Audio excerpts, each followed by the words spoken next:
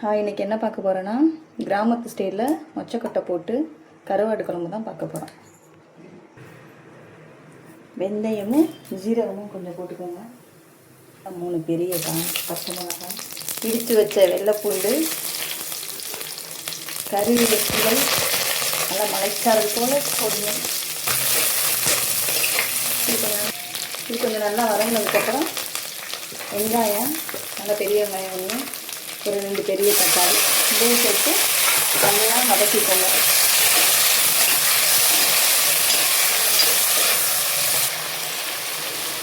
நல்லா வதக்கிக்கோங்க.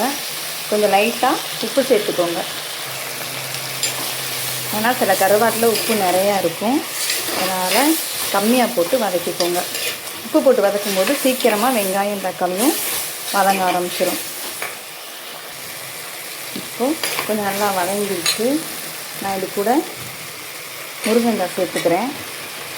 கத்திரிக்காய், உருளைக்கிழங்கு இது இருந்தால் கூட சேர்த்துக்கலாம், உங்கள் விருப்பம்தான். நான் முருங்கைக்காய் மட்டும் சேர்த்துருக்கேன். இதையும் நல்லா மிக்ஸ் பண்ணி விடுங்க.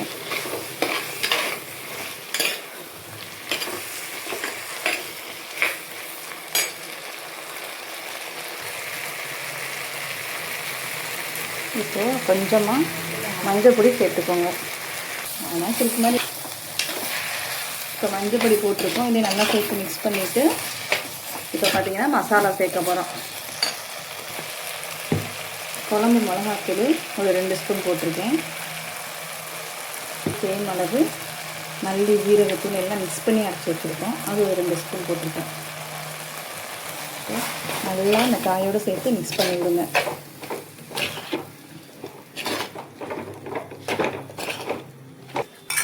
இப்போது புளி தண்ணி கொஞ்சமாக ஊற்றிக்கோங்க.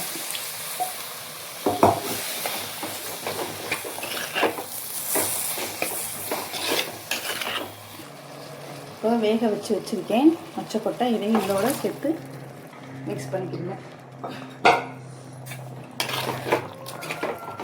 இது நல்லா கொஞ்சம் கொதி வந்ததுக்கப்புறமா கருவாடை சேர்த்துக்கலாம். இப்போ கொஞ்சம் தேவையான அளவுக்கு உங்களுக்கு தண்ணி சேர்த்துக்கோங்க.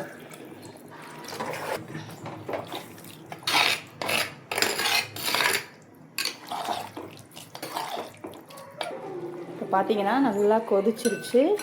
இந்த ஸ்டேஜில் நம்ம கிட்ட இருக்கிற கருவாடை எடுத்து போட்டுருங்க. நாங்கள் காராப்பொடி எடுத்துருக்கோம் இன்றைக்கி. அப்படியா?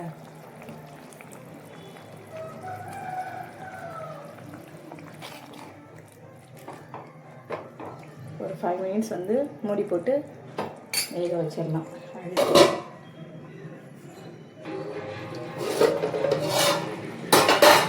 இப்போ பார்த்தீங்கன்னா சுவையான மொச்சக்கொட்டை கருவாட்டு குழம்பு ரெடி ஆயிடுச்சு. நீங்களும் இந்த மாதிரி ஸ்டைலில் ட்ரை பண்ணி பாருங்கள், உங்களுக்கு ரொம்பவே பிடிக்கும்.